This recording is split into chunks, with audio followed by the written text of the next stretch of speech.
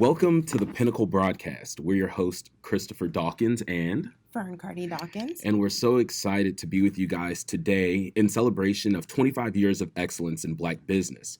We're excited to bring you this Pinnacle Broadcast where we will be talking about with past Pinnacle Award winners who've gone through and gone on to so much. We'll be talking about their great success in business. The both of us are members of the Greater Houston Black Chamber and entrepreneurs. Today and first, we're so excited to have Miss Kim Roxie with us of LAMIK Beauty, which has just been a phenomenal business. It's been a joy watching your growth. Recently, we know that you decided to kind of press reset. Talk to us about that. Yeah, I think that pivot is necessary, period. And so for us, I started my business when I was 21 with my store in Sharpstown Mall, which some people watching this or hearing this remembers. Right. And being there with me. It used to be popping back in the day. Yeah, and just, remember being there with me. Yeah. And I had such a good time. I connect with women. My gift, my ministry is my women and taking care of them. And so my dream was to have a makeup store, and I did that. And to be inside of department stores, I did that. And so then I had a new vision for where the future of retail is going, where the future of the woman is going, and where the power of the woman lies. And it lies in the hands of women of color who spend 9 times as much on makeup, who spend 80% more on cosmetics, but only get 10% of the shelf space. She deserves respect. She deserves respect from the products that she gets, because 75% of products that are marketed to women of color are toxic in the beauty realm. Really? And so I knew that I had to pivot so I could give women all across this world what they needed. And that was a clean makeup line that we've been doing in Houston. And the women here in Houston are so spoiled. They've been having it and been able to use it, and breast cancer survivors and just, people with different health issues, whether it be autoimmune diseases, depend on LAMIK. Yeah. And so I'm like, it's that all over the world. So I decided to pivot so I could grow it that way. I had a small business. Now I'm a startup. I'm a high growth company that's, going to be in the hands of all women all across the world. And so we're going to do that direct to consumer. And it was just time to pivot. Yeah. Yeah. And that's super cool that you had the foresight to see that, because, there are a lot of articles circulating now about that. I actually recently, someone sent me one on Instagram that talked about how, products that Black women are using on our hair, on our skin, and so forth, they're not tested. Nobody's paying attention to the toxic chemicals that are in there. And so there's a thought now that there might be a correlation about why Black women experience fibroids at a higher rate and other autoimmune diseases, like you mentioned. Yeah. And so that's really neat that you were a trailblazer and a forerunner on that. And, took your business from brick and mortar and was like, no, this needs to be a direct-to-consumer thing. I'm going to change up my business model so I can serve this purpose. That's really neat. Yeah, exactly.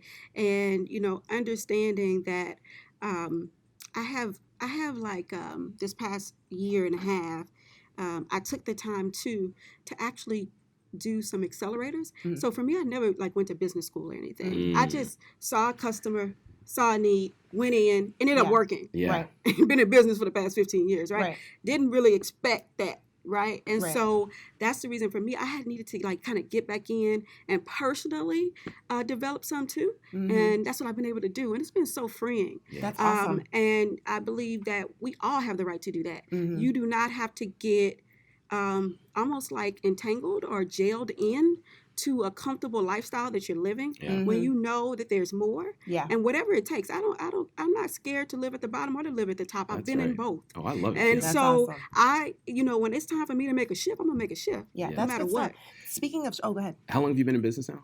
So 15 years. 15 years. That's amazing. Fern and I talk about it all the time. It's like, we have a vision for what we want to do. And while we're both lawyers, so we can kind of always handle the legal aspect. We didn't go to school for business management. We didn't go to school for accounting. We didn't go to school for HR, for all those things. So really great that you're, reinvesting in yourself by doing these accelerators because, that's one of the things that I think is missing so often for so many of us business owners, because we set out with this dream and we need those extra bits. So great that you're filling in those gaps. Yeah. Amazing. Yeah. So talking about all of those hats, talk to us about some of the challenges that you faced over the years, whether it was specifically in just making the pivot, like what was challenging about that, or what was challenging about being in business altogether? Yeah. I think for me, starting out just as simple as getting a retail space, they didn't want to lease to me. I was like a kid coming in, The woman told me no. She went and got the owner of the mall. I wouldn't leave. They almost about to call the police on me. I was like, I have no reason not to rent to me. Y'all got vacant stores in here. Yeah. And then the owner of the mall said, you know what, kid? And he's calling me a kid. You know what, kid? I'm going to let you rent that little vacant store over there nobody wants. And then, ended up being when I had to move the mall. And then that mall ended up going into bankruptcy, Sharpstown Mall. Is that what happened? Yeah, in 2008. Not me, right? Yeah. And so I had to leave, and I had customers. I had a customer base. And I remember just crying, driving down the street, trying to find somewhere to go. Right. Because the Galleria wouldn't rent to me. Yeah, plenty of places. And I remember finding this location in River Oaks, and my friend told me, do not call. She's like, let me have somebody call for you. She's like, do not call those people. Yeah. And I was like, what? And then she ended up calling. Well, when I got ready to get the keys to move into the space, they were like, where's the guy that was here? And I was like, oh, my realtor? And he was like, yeah. I was like, the makeup. I own the makeup brand. Like, we're doing this. Right. And he was like, what, are you married to a basketball player or something? Wow. Yeah. And so, that location ended up being there for 10 years. And, I've experienced a lot of different things. Over the past year and a half, being in accelerators in Austin, being in Silicon Valley, being the only Black woman in most of the rooms that I go in, pitching to investors, being with venture capital firms, some of the top ones in the country over the past year, building relationships there. I have experienced a lot. And what I understand now is that we're really more self-sufficient than we think. And a lot of the things that we come up against, we don't have to go home and lick our wounds. We actually have the medicine. That's right. I love it. That's so good. Yeah. So, hindsight is always 20/20, of course. So what would you have told yourself 15 years ago, things you know now that would be excellent tools for back then, and that'll help, young entrepreneurs who are watching the show? Yeah, I would say to myself, actually, I would say, girl, you did the right thing. Go, girl. Like, I would probably be like, yes, I'm happy that I'm not the person now, that person then. Actually, I like that person then. Yeah. Yeah. Actually, that person then is actually speaking to me now. So when I actually talk about this conversation, people ask that question, it's actually the other way around. Really? My 21-year-old self speaks to this 37-year-old woman every day. Wow. When I wake up, because the 21-year-old girl, no fear, go after it, That's not right. worried about ego, not worried about what somebody thinks, not worried about anything. Wow. Just focused in on you, like Fern, you're my customer, and I would be focusing on you, and that's all that matter. Yeah.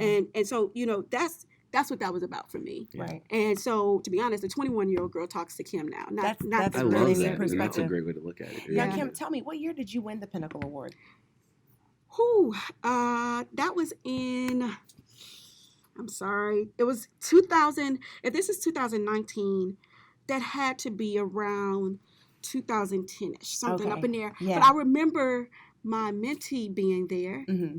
And at the time, I might actually be able to calculate it because she was 15 Okay. and she designed my dress. Oh, that's cool. She designed my dress. She made my dress. And that's the dress I wore to the Pinnacle Awards. And now she just graduated from college. Oh, my goodness. So Yeah. kind of put those years together. No, but that's so interesting. So you talked about, so roughly around 2010. Yeah. And, there's a lot of talk in the community now about buying Black and supporting Black-owned businesses. And I imagine your mentee is a woman of color that looks like you. Okay, yeah. So you supported her by wearing one of her designs at a time when all of Houston is looking, at an event, a premier event, especially in the African-American community. Yes. So talk to us about that. What is the value of buying Black, and how do you feel about that whole push for us to start spending our dollars with ourselves? Yeah, I do it, I do it by example. I do it by my own. That's really what I like.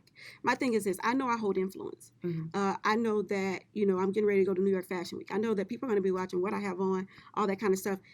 I wear Black on stuff. This shirt I have on is from one of my friends who's doing a t-shirt line. If you see me with anything designer on, I probably got it from my friend who has a consignment store in River Oaks. I buy from her stuff. Like, I'm very much so that I'm not going to make, no shade, but I am not going to make, I've been to Italy before. And I know how some of these fashion houses feel about Black people. Yeah. And so I'm not going to make these designers more affluent Right. by letting them borrow my influence. That's right. So I'm not going to do that. Oh, that's good. You're not going to let them stand on your head. No, Right. I'm not going to let them. Yeah. Brand you. Yeah. Right. When I know that I can do that for other designers. Mhm. And it's not just about supporting. I'm shopping. I want to look good. Yeah. And to be honest, there's a Nielsen report that's out. Black women are not only a huge consumer, but we're the most influential consumer. We actually influence mainstream trends. Oh, yeah. Yeah. So what I wear is what everybody else is going to wear. Mhm. So I'm not going to wear those brands and make them, more and more, and they're not doing anything in my community. I'm going to make brands that I know that support my community, are going to come back, Mhm. that I know that have integrity, that I know are doing bigger causes with what they're doing business with. So that's who I support. I'm totally, I probably divorced those type of brands probably in 2012, 11, I woke up. Yeah. And did that follow sort of your trip to Italy, or? Yeah, well, actually, I just went to Italy last year, but that happened just when I realized my influence. Yeah. When I realized who I was, then I didn't need to wear that brand to make me. No, I need to actually, because it's actually overriding me. People don't realize when you wear different brands and you let them be seen on you, you're letting that override who you are. So if that brand does not align with who you are, what label are you putting on yourself? Right. Yeah. The Pinnacle is all about, celebrating Black entrepreneurs. And you were just talking about the importance of why you feel like it's important to, support other Black entrepreneurs in the community. Talk to us about how you feel like the Greater Houston Black Chamber fits into that, and why you feel like it's so great that we have a night where we recognize and support other Black entrepreneurs who are doing amazing things in the community. Yeah, it's Black excellence, right? So it's our time to get together.